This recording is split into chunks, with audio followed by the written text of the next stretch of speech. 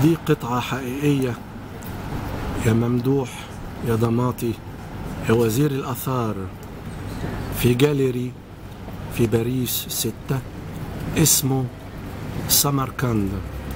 كنت بعتلك على صفحة الآثار الفيديو الخاص ببيع آثارنا المهربة في الخارج، وانت كنت صرحت اظن لجريدة الشروق انك بتليفون هترجع الآثار. ادي العنوان يا ممدوح.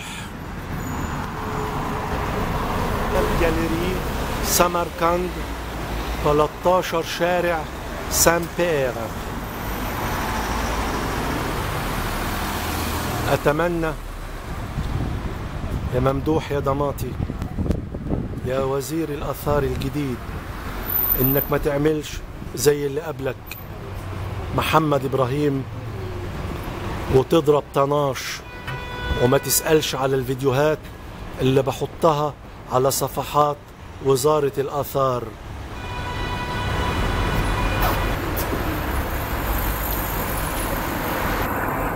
خد يا سيدي كمان نمرة التليفون 06 88 39 5603. وعندك كمان يا سيدي 01 42 60 83 17.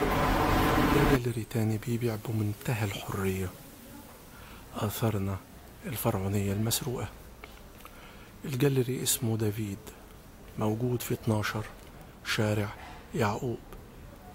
يا وزير الآثار هبعت لك نمرة تليفونه بعد شوية، بس تأمل شوية الفيديو.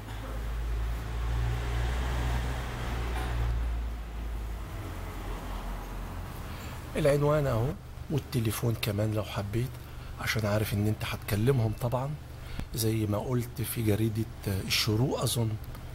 06 88 23 39 11.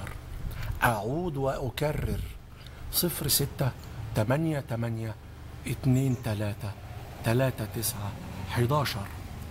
جاليري دافيد مستني تليفونك يا ممدوح يا ضماطي.